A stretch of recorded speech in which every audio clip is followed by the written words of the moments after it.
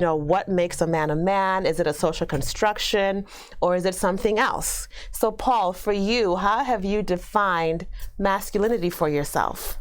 Thank you so much. I just want to give a brief background of what I think, what makes a man a man. Mm-hmm. Who is a man? I think a man is an adult male, mm-hmm. I should say. Mm-hmm.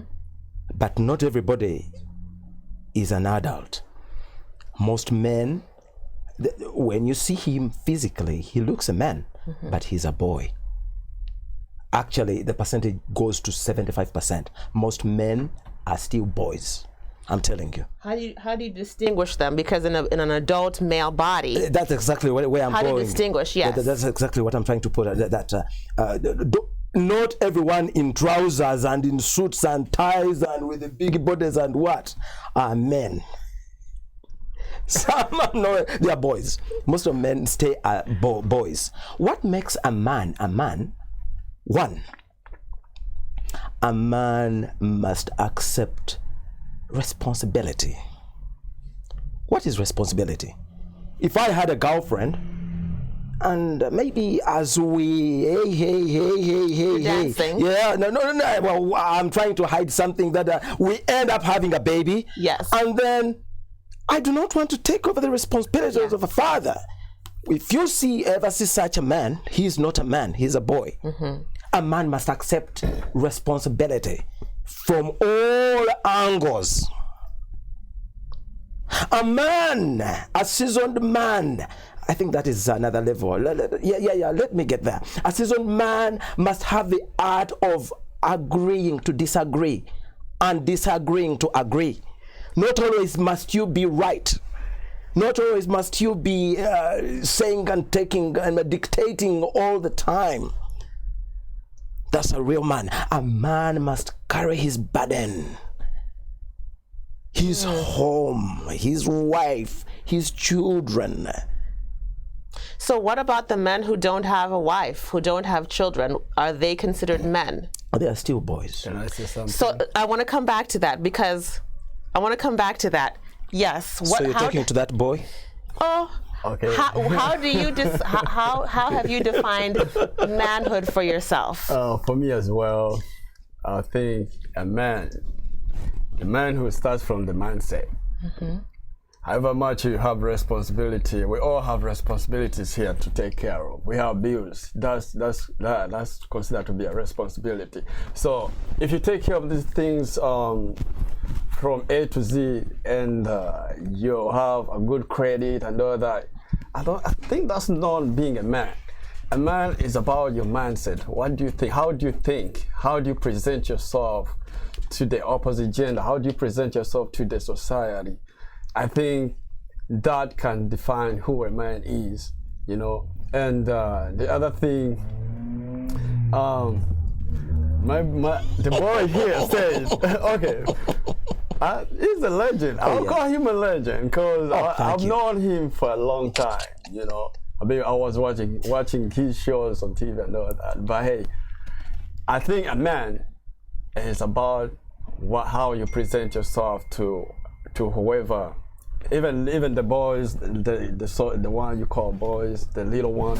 If I told this little boy can withstand challenges from the mindset, can give correct ideas, right ideas, that means this, and on the other hand, if this person can take over the clan, take over the household, that's all about the mindset.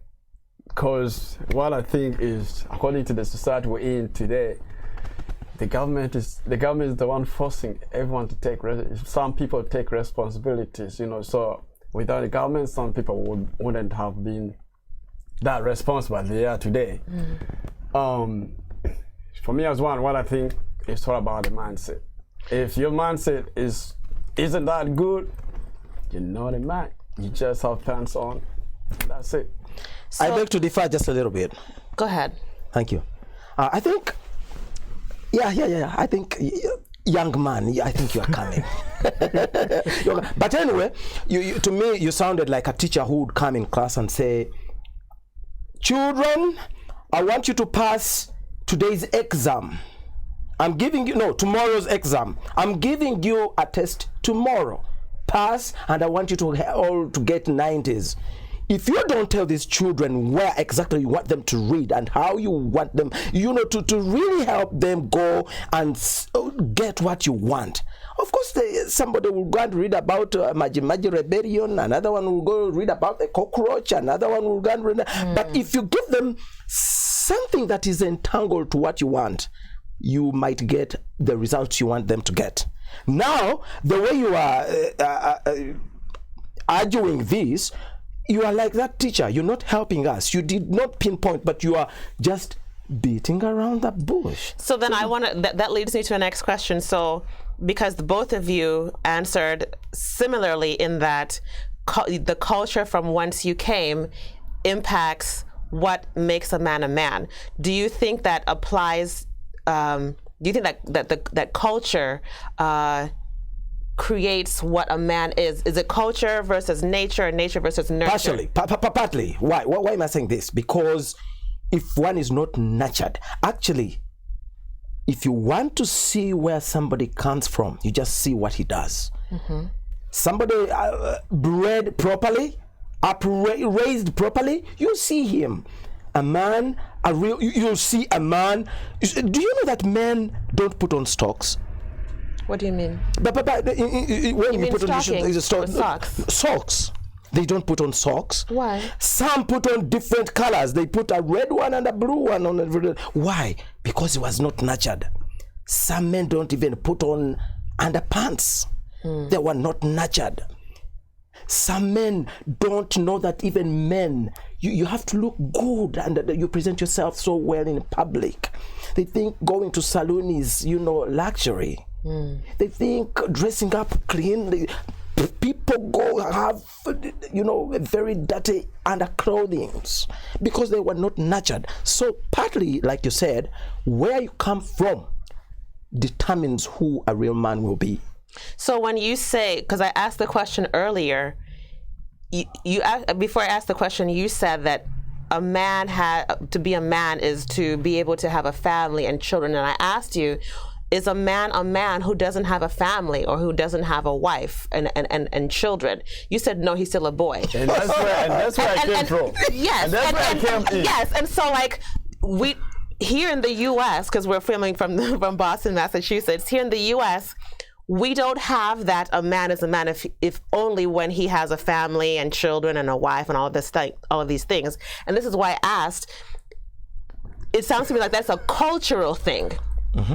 It's a cultural thing to equate masculinity or manhood to what you have. What happens then when a young man like you, I don't know your family situation, who has yet to acquire a wife, who has yet to have children, or maybe he has a wife but no children, how then do you define his masculinity or his manhood if the totem pole meets here at family and wife and children? Mm-hmm. Okay, Go ahead. Me, Brother Jing, I'll tell you something. Like you said, I'm a single man. I'm a single man. Yeah, but hey, you're getting there. It's not that I'm already there. Mm-hmm. I was there 10 years ago. So then how do you define yourself as a man? Because you're clearly not using his definition. Okay. You're defining yourself as a man. What is your definition that has you say, I am a man because I meet this criteria?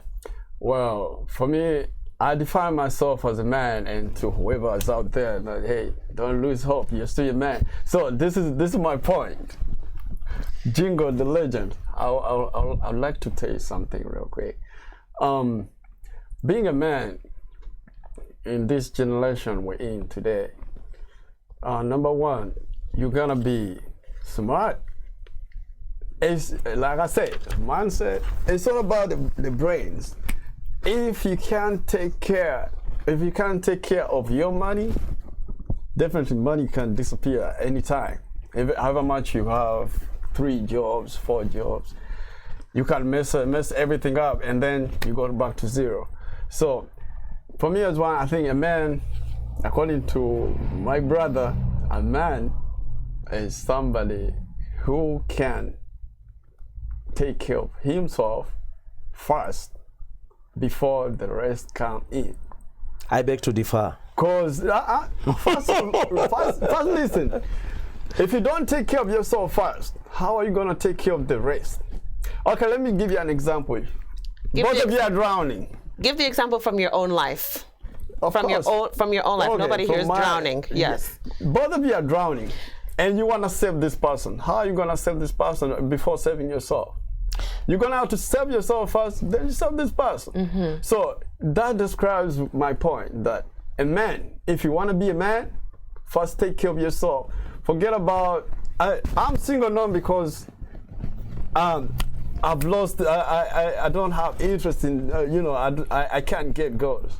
But as a man, I'm setting it up. I'm setting the future for this wife or somebody, right? So, what I think a man. And how are you doing that? By working on myself, saving for my unknown children that were yet coming, and getting ready for any challenges. Be ready to for anything that comes on my way. Because I see a lot of men, like my brother here was crying some time back. He's a man. He was crying some time back, saying that, hey man, American bills, I gotta go back to Uganda or something like that. But a man doesn't cry. A man don't show tears. Interesting. A man keeps going. No matter what happens, a man keeps going. So how make you keep going? You're gonna plan for everything. If you don't plan, you're gonna shed tears like my brother. But as a man, I'm a full grown ass man. Sorry for the language, but I'm a full grown ass man, right? And like I said, it's all about the mindset. You're gonna be smart to be man. If you're not smart, you'll never be a man. Then you'll be boy like like my legend. I think we are on two different levels here. He's on his own island, and I think I'm on my own island. He's talking about those, the ones that I call boys. Like I told you in the beginning, that not everybody you see in trousers is a man. Most men stay boys, even at 80. Okay? Why am I saying this? Of course, whatever you said is right and correct. But you have to look to see where your bread is best buttered. At this point in time, we are not looking at somebody who is starting life and preparing for himself to be, maybe to marry or get children or something like that. That he is a man. To me, that one is not man enough. He's not man enough because he has not seen the challenges of being a real man. You don't know what it takes to be a father. Let it be one child. Let it be 2 children. Let it be 3. Or even you don't have children, but you have a wife you take care of. You want to see a smart man? Look at his wife. You want to see a responsible father? Look at his wife and children. You want to see who a real man is? Like you said, you were right when you said that bills are you have to take care of the bills. That's what makes a man. But that's partially. You have to have a family. And you have to, of course, I know we are in America where people live a single life. That is okay. Of course, you might consider yourself a man, but to me, and me as me alone, I think you are still a boy because you've not seen it all. I have seen it all. I know what it takes to cater for more than 2 children, 2 to 3 children, and a wife, and a nanny or a babysitter. You take care of them in everything, be it medical, being what, be electricity, water, everything. Right. And you don't run away from your responsibility. That makes you a man. Then we get to your point where you have to say, how am I looking in public? How do I carry myself as a man? How do I speak in public? How do I encounter problems? How do I, when I'm overwhelmed, how do I calm myself down as a man? Because most men, he's troubled at work, he brings problems home. As a man, how do you condense all that? That's what makes a man. And if you are single, I don't judge you to be a man. You are still a boy in a man's let me stature. get to that point. Okay, being a single, you say, is not being a man enough, right? I would tell you something. A real man. Okay, it's not a real man. I am a real man. Okay, so I was raised by a man himself. Oh yeah. He was exemplary. Ooh. Some of our dads are exemplary to us. Exactly. If your dad is never exemplary, those are the kids you find on streets. You find like saying life is hard. But some of our male figures in our families, as we were growing, they are good examples to us. So for me, I call myself a man, and everyone out there who was raised the same way like I do, that you're a man. As long as you're raised right, as long as you taught your responsibilities as a man. You might not be taught physically, but see what your father's doing. Your father might come in stressed, hug his wife, your mom, his children and all that. That's being exemplary. You're taking note of this. These are some kind of I beg to differ. So I'm going to interrupt.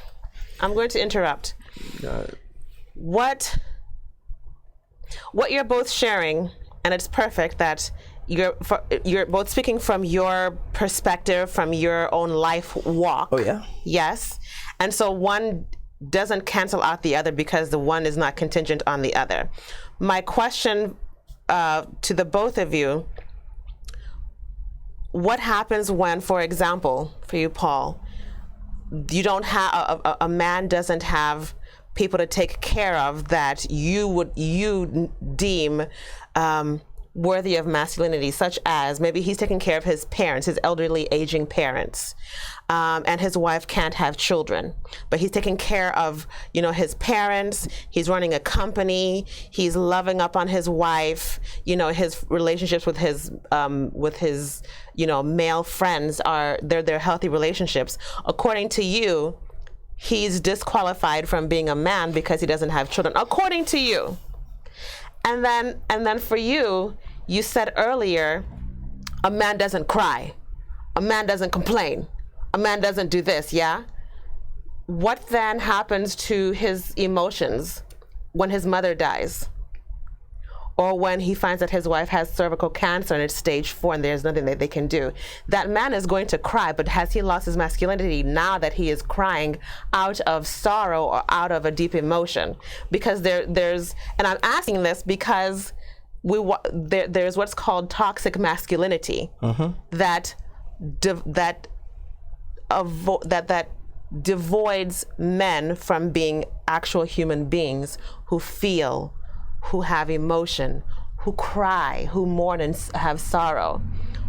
What do you see in your definitions of masculinity can become particles of toxic masculinity? That's my question. What do you see in your definition? Can I go first? Yes, you may. And answer my question, not the one that you want to answer. Answer the question of what do you see in your definition of manhood attributes to toxic masculinity, because you said a man does not cry, a man doesn't complain, a man does what he has to do. But what happens when that man breaks because the whole world is on his back and he has to do it on his own? Okay, maybe you didn't get me right. Well, I'm going by what you said. Yeah, that's what I'm trying to get to that. Okay. So I said a man doesn't cry, not physically. Actually, we physically cry. We face the pain. But what I meant is that we swallow, we take it in. We take everything, every nonsense that comes on our way. We have to take it in. And why? In this generation. Why? Now, according to where I am right now, the United States, you're gonna take it in no matter what. If you don't take it in, you're good.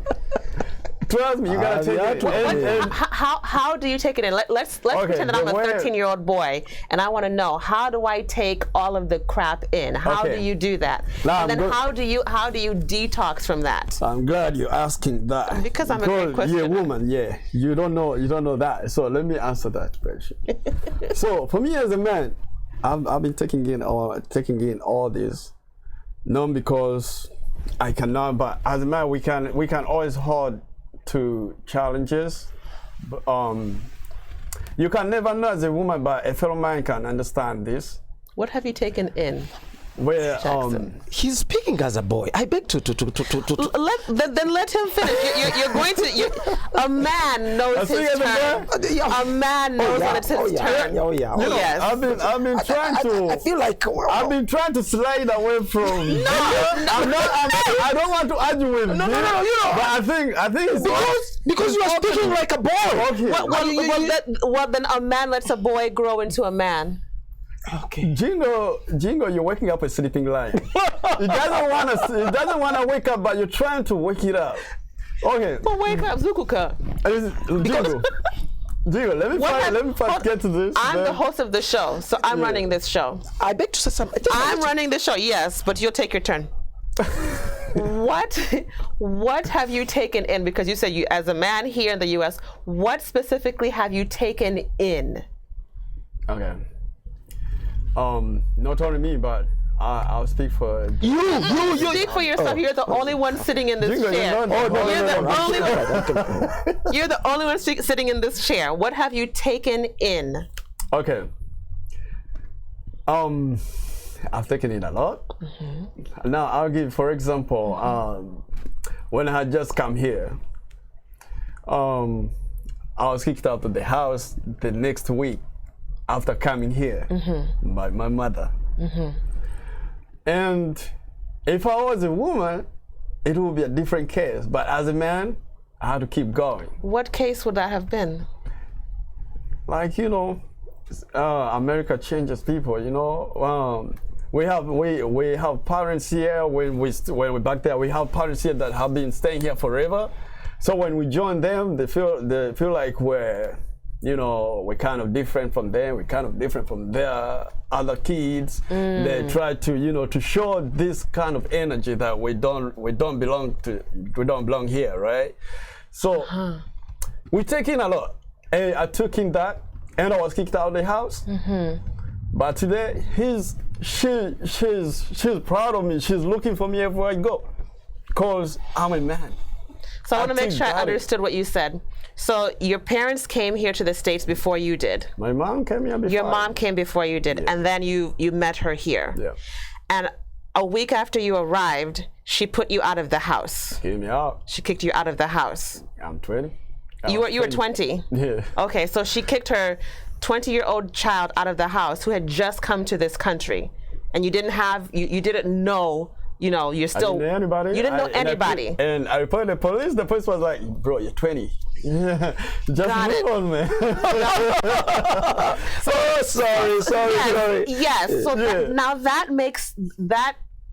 I can hear that was traumatic for you. That's trauma. Too much. Yeah, that's trauma. And to receive that from your, it'd be one thing to receive that from a complete stranger, but to receive that from your mother, that's a different kind of pain that you would have received than you would have received from a stranger. So that's trauma, that's heartache, yeah. And so for you to share that, first of all, thank you for sharing that, because like thank you. Yeah, thank you for sharing that, because you have a lot to share, yes, but that kind of trauma and you're taking it in, had that not happened to you, would you still consider yourself a man? Had she received you and you stayed there until you're ready to leave, would you still consider yourself a man? I definitely consider myself a man from day one, because not only here, even back in Uganda, I raised myself from 10 years. And I've been taking in everything. So whatever's going on in my life, I actually appreciate everything. And you power through it.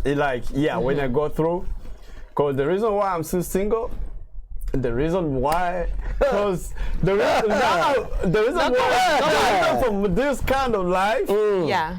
Number one, I don't want to have a like, how do they call this? Kids. You don't want to take responsibility. Listen. Yeah, you fear to no, you don't want to. Go on. The reason why I'm still single, I don't want to have kids being raised by only one parent. You don't want to be a single parent. I might be kicked out. That's no point. That is no point. That is no point. That is no point. That shows. Can you first listen to this? Go on.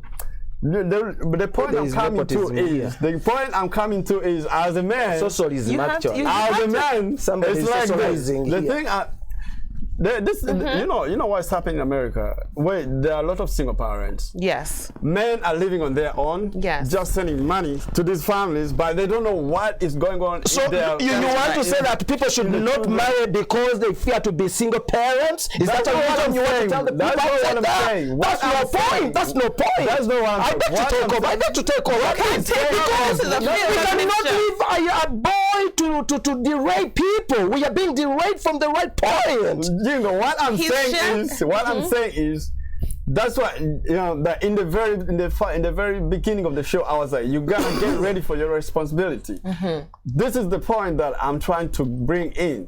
That most men that you call men, no boys. But for me, those are the ones I call boys. They go on now like I look good, right? I'll go out there chase every girl. Oh, come on! So these are the boys we're talking about. As a man, number one, take care of yourself. No, Jesus, I'm being killed up here. May I say something about that? How do you determine your looks to make yourself a man? It doesn't matter. How do I look? Okay, I'm telling you this because in America, we eat a lot of junk food. So if you don't take care of yourself, bro, you're gonna die sooner. You take care of yourself to live longer, to be ready for any challenge. If you don't do that, you're gonna. Bro, so for you, it's living longer. So for him, it's preparation. Get prepared for his preparation. For me, according to my lifestyle. According to you are becoming his counsel. You're becoming his counsel. I'm coming for you as well. I'm coming for you as well. According to my socialism here, it's not about socialism. No, it's not about socialism. I'm talking according to my past. I know he's banning, but I'm also going to interrupt him. According to my past, you know why I'm not making up? Because he's interrupting me. I keep on forgetting my point. Wrap it up. I went to my past. Boys. That's why I'm like, you're gonna get ready for the future. You don't want to just bump into it. That's not being a man. Prepare for it. Prepare for challenges that comes in the future that you see on the way. Now, I was doing Uber and I got a lot of clients saying, "Hey, are you married or something?" I'm like, "I'm not." They're like, just take your time and find the right person, other than bumping into a beautiful girl and all that thing. That's good. That's not being a man. And don't bump into bills that you're not even ready for. Now, Jingo, you want to go to the gym. You're not ready for the gym. And that's another bill. That means you're not a man. You're not a man. Oh my God! This is too much. May I take over, please? I beg to take over. You can respond. I kindly ask you to ask him to keep quiet and listen to the pro speak. Please be quiet and Thank you so much, ma'am. Now, I want to first talk about crying. A real man cries, but how does he do it? We all cry. Even presidents cry, but they don't cry in public. You are hurt. You keep it to yourself, then go back to your room and cry. You don't show people that you are crying. You come back and laugh, but you are crying inside. Why? Many people outside there are crying, but they never show. Why? Because they are real men. They are nurtured. They are made. That's they are toxic. Bred. Do you know what brings about that's that? Toxic masculinity. Huh? Some people said that that's toxic masculinity. Hey, crying is not weakness, actually. Crying is it's not, but relieving this. It's cathartic. This feeling. Actually, what's the purpose of hiding behind? Yes. What's the purpose of hiding of crying behind closed doors? Okay, because as a man, we are created to be leaders. We are created to be the head of everywhere, the home, the house, the state. Now just imagine seeing Joe Biden crying in front of the paparazzi. And he cried, Iraq is hitting us so badly. He's not a president. What he does? Cried. Oh, that was too much for him. No, that was too much for him. Do you know when, when he must cried? Have been too much. Do you remember when he cried? He cried when the shooting at that school in was it Connecticut? No, was it New Hampshire? When that whole school was shot out. Oh yes, that was too much. He cried. That was overwhelming, really. Yes, more than overwhelming. That means now, the point he was raising wasn't overwhelming on anybody's head. Wasn't overwhelming, and killing people is just too much. I was seeing people dying here of COVID. Nobody you can blame of bringing COVID or having COVID, but I saw people dying, and you cannot hesitate to cry. You cannot keep it back. So if Obama cried in public, it was more than overwhelming on him. As a leader, America leads the entire world. So America to be facing such a thing, it was too big for a president. So I would cry as well. I cry. I cry. Crying is good. Because when you cry, you release the anger. You release what you would have done. That's why you see people still going to the top of the very tall buildings, skyscrapers, then hit themselves down because they didn't get that chance of crying. My father told me one time, he said, whenever you are angry, don't say nothing. Keep quiet, leave it at the way it is, go back, just cover yourself in a pillow and cry. It is a good therapy for yourself. So a crying man is a real man, but not in public. And in an African setting, they do not even allow you even to cry, not even in your pillow. That's not good at all. But scientifically, crying is a therapy. You just said it right here. So I just want to put that right, that crying, it doesn't subtract anything for you as a man. Actually, it adds on you, because when you cry, you just go back and say, so where did I go wrong? That means A, B, C, D. How do I go about this? Let me do this. Let me pull out on this. Let me go this. There's the way they call an alibi. An alibi is taking one step behind so that it propels you to go 7 steps ahead. It's called an alibi. Okay? So when you go and cry, it's almost an alibi because you are taking one step behind so that you look into yourself and say, where did I go wrong? Why did this happen? So you can go 7 steps in front. That's what makes a man. But you cannot tell people that you can. I cry. I personally cry. I am a father of 5, and I'm proud of it, with a very beautiful wife, and I've been there for them all the time. And very difficult times when I didn't have even $1 on my account, and they would go to school. First day of the school, they would be at school. That's what makes a man. Now, why am I saying that we are 2 separate entities? He's on a different island, like where I am.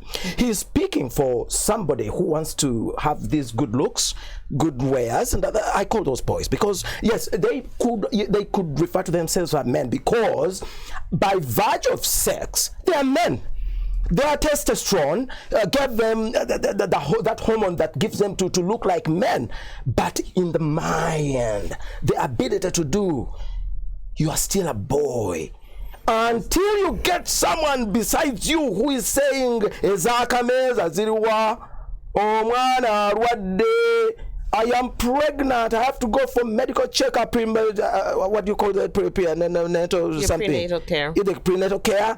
Until you go through that, and you don't have any pain on you, but you have to still understand this woman. There is nothing as hard as marriage as an institution. It's so hard. 2 people from different backgrounds come to meet, and they make a family.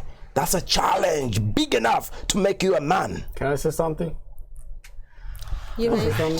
Yes. Like I said, being a man, like he said, he was like, it's not about making yourself look beautiful and look good and all that.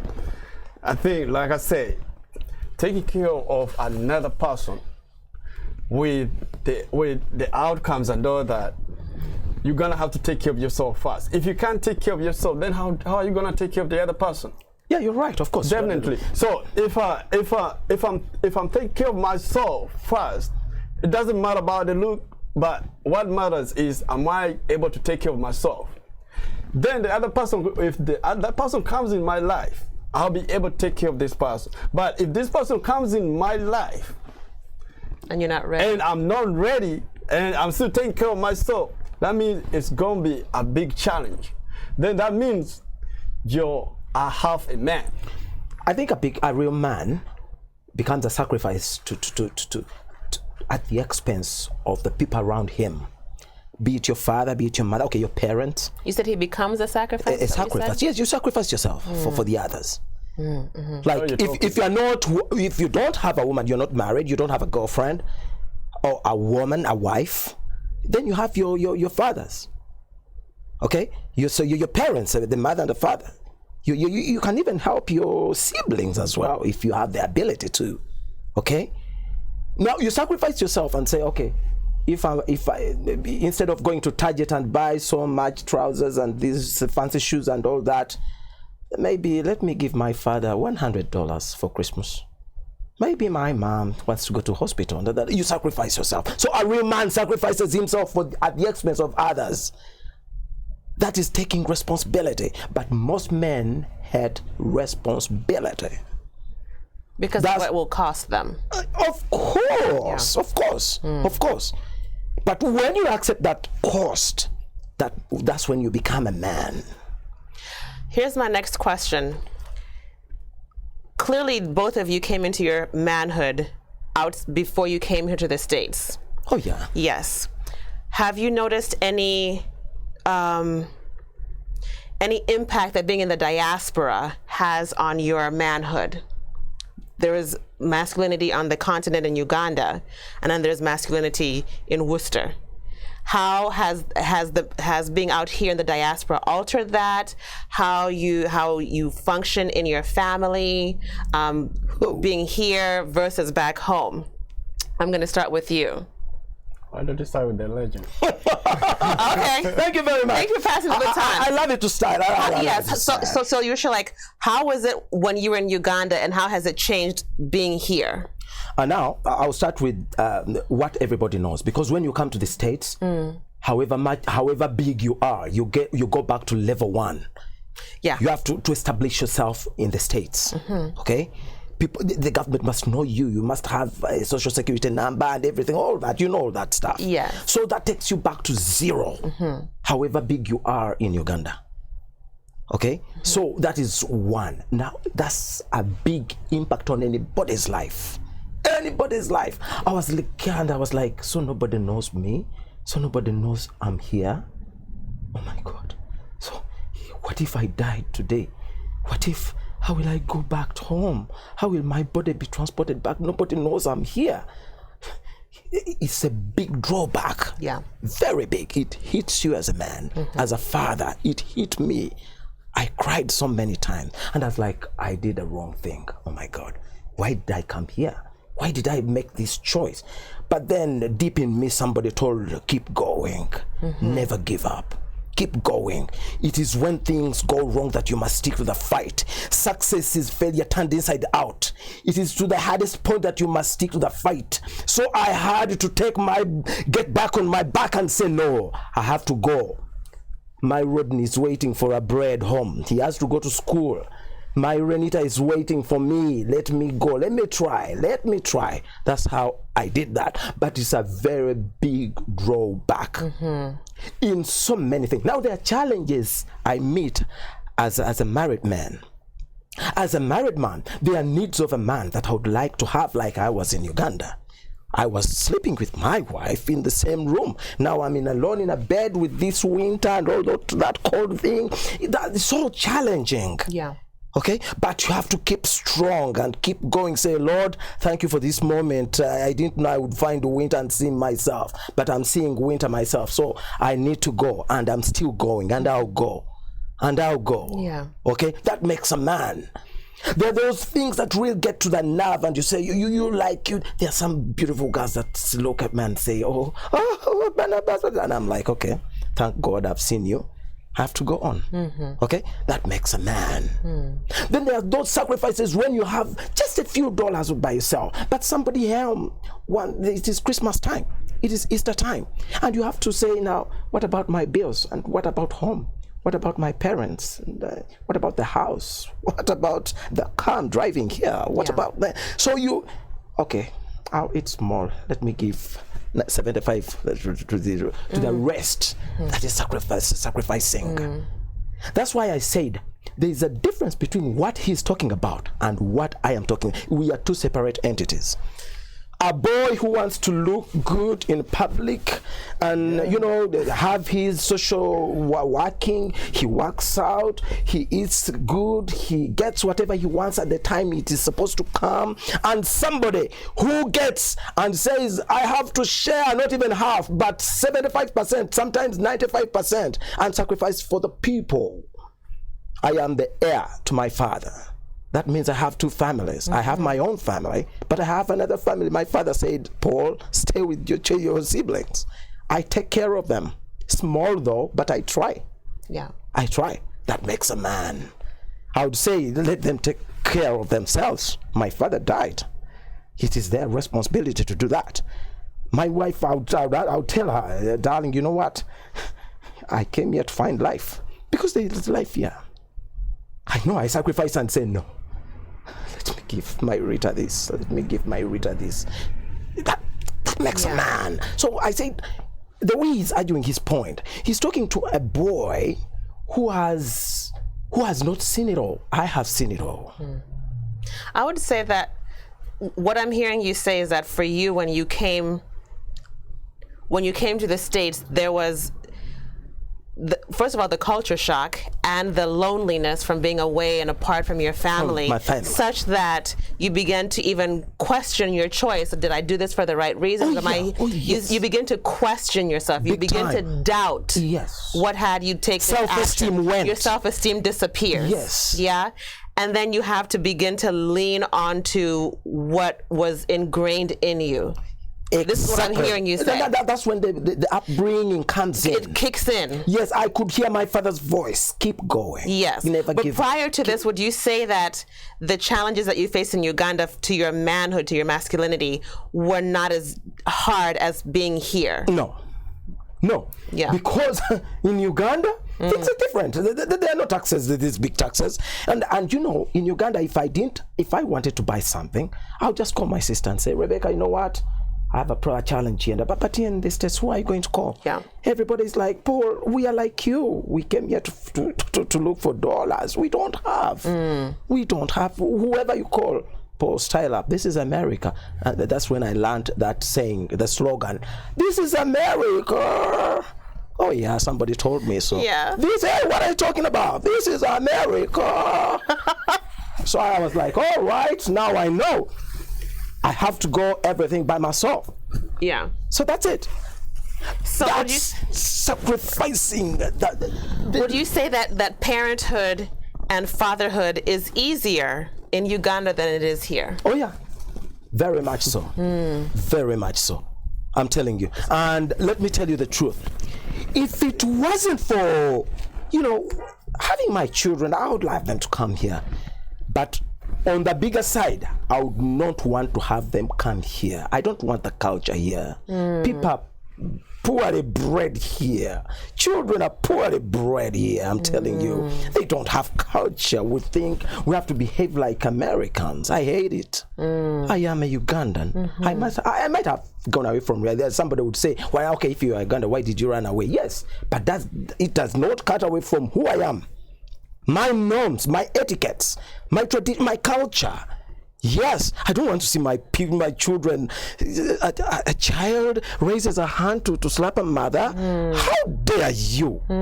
Because I'll call the police. A child can call a police on me and I'm raising you? Hell, Yeah. no way. I think I hate it.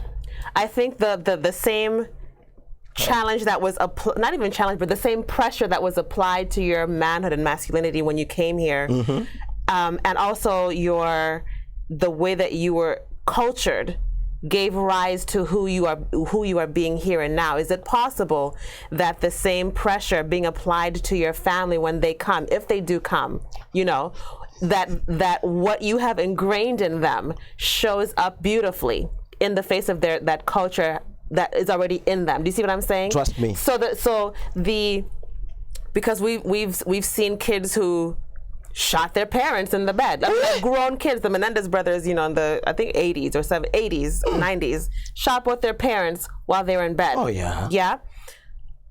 We've also seen kids who, you know, who abuse their parents. Oh, yeah. But it's too much. Oftentimes it's the leniency of the parents on the children. We're in America. You guys are forgetting about me.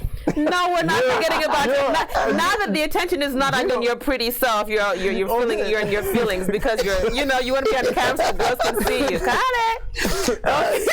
Okay. He wants to be. It's okay. That gentleman might bewitch me. No, he's not going to bewitch. No, but give him a chance to speak. He's going to speak.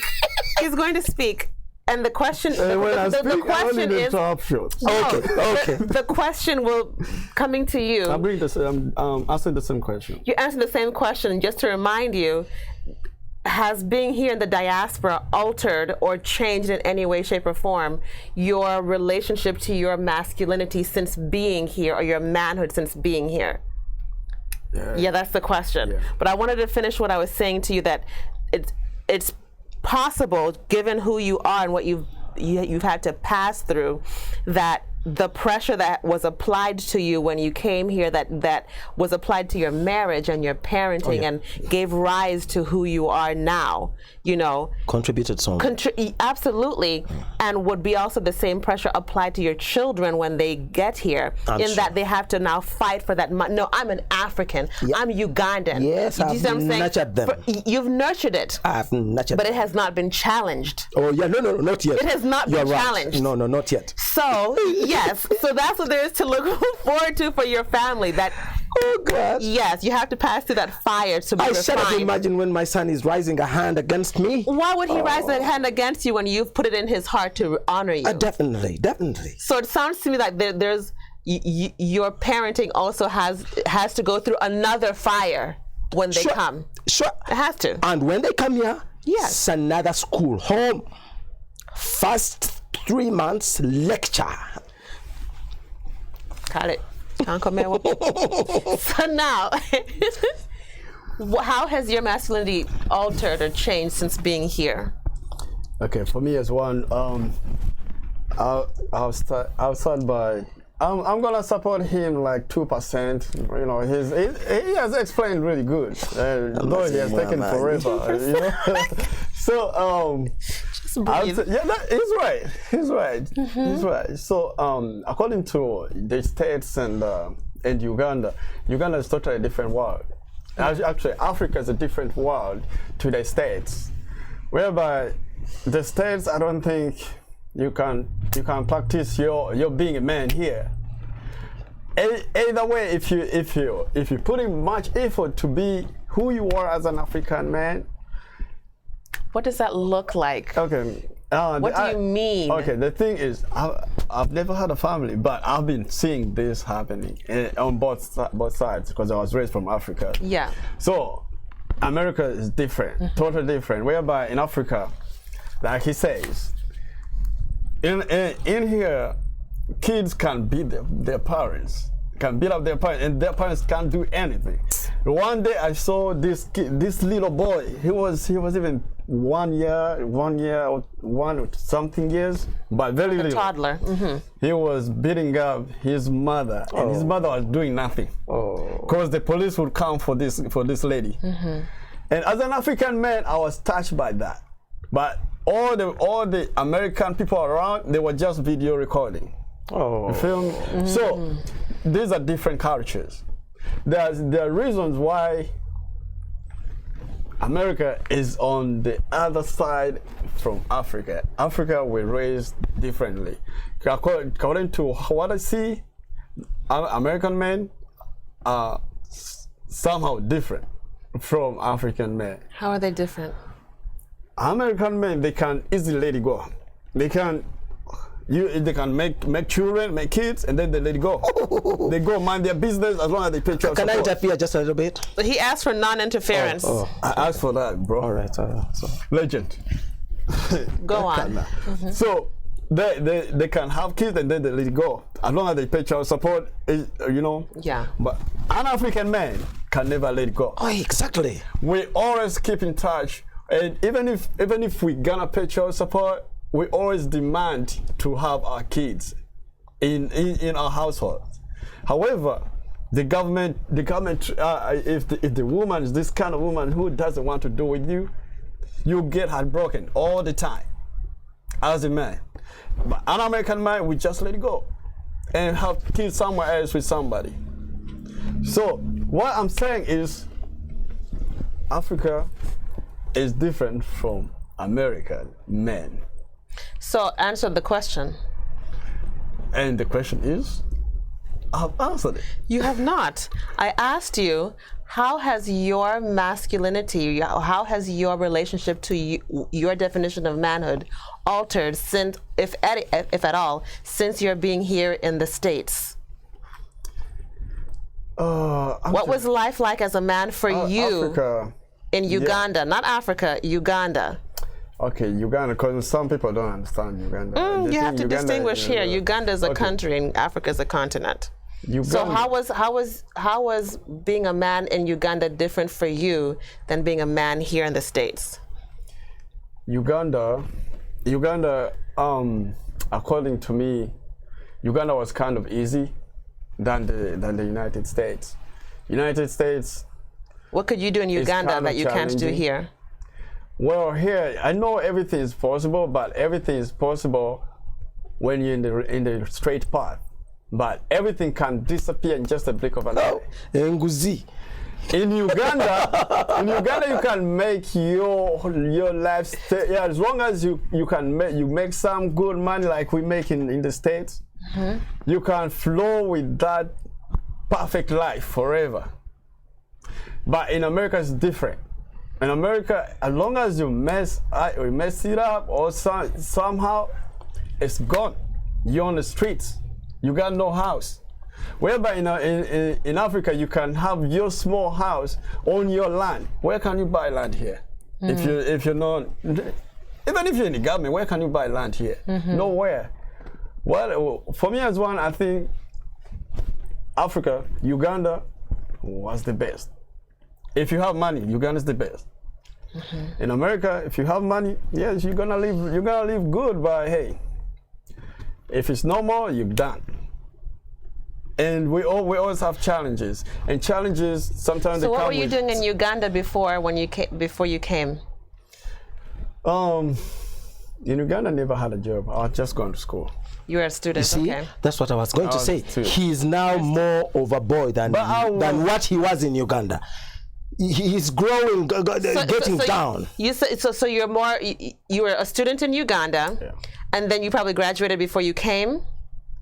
Yes. Okay. So then now you're in the workforce.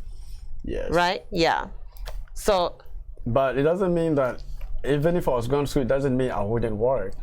Of course. But students as a university child, as a student, have anything to do with responsibility. Don't usually work. But if life is hard, you're gonna find something to do. That's right. For a living. That's right. So for me as one, I was kind of blessed. There was some money. It's not much, but there was some money for me to go to school, not to have life. Yeah. To go to school. That's right. And I accepted the school life because some students, some men who are raised like me, they can fail to go to school because they have everything available. But I chose to do that. Yeah. As a man, I chose to do that.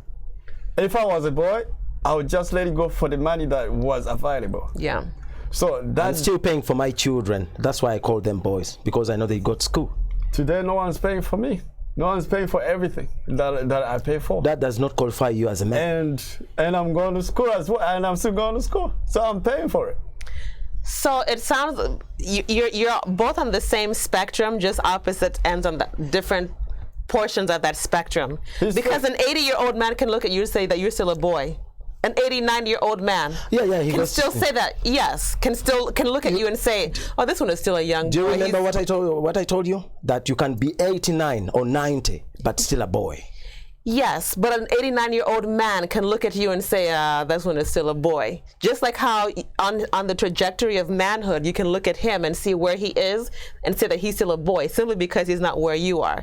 Just like how you wouldn't be where a 95-year-old grown Jaja is, right? Who's taking care of everybody. So it sounds to me like it's a continuum.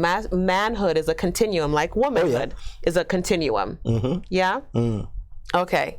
I admit. Very good. However, I'm still saying that civil do not intoxicate people by saying, "May I see you as a boy." Whatever you said, I'll end by saying, he is a boy. He has not seen it all. But you want to learn? Come to the pro. I'll teach you how to become a man.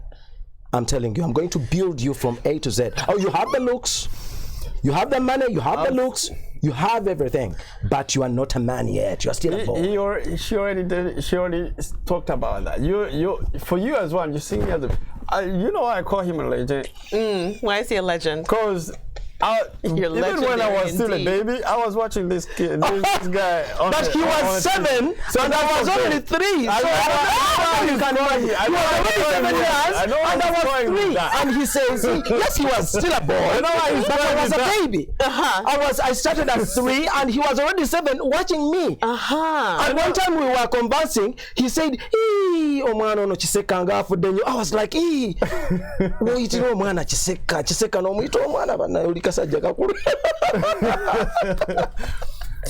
I want to say thank you to the both of you for being guests to our show, for the conversation, and for the dialogue, and for sharing yourselves, your journeys on your path of manhood. Can I ask him just yes. It's a little personal. It goes straight to him. Okay. Were you trying to be rather truculent or insolent when it's personal, when your mother said get out of the house? Were you trying to beat him or something like that, like an ill-bred boy? I'm an African-raised boy. So you slapped your mother? I don't do that. I respected him, I respected her, and moved up. No. What happened before? What happened before? Like, because I can see you are here, you want to behave the G style, the wannabes, and then you are raising a hand up against your mother. Of course, I would also say, get out. I've been here 10 years, but I'm asking what happened then. I'm asking what this is out of record. This is out of record. Okay. Now, without her, what happened when she said get out? What happened prior to that? Can we wrap up the show so we can do this offline? Join us in next week when we come back for another episode of Free and Feminine. Again, my name is Judith Nasamba Bukenya. Have a good evening.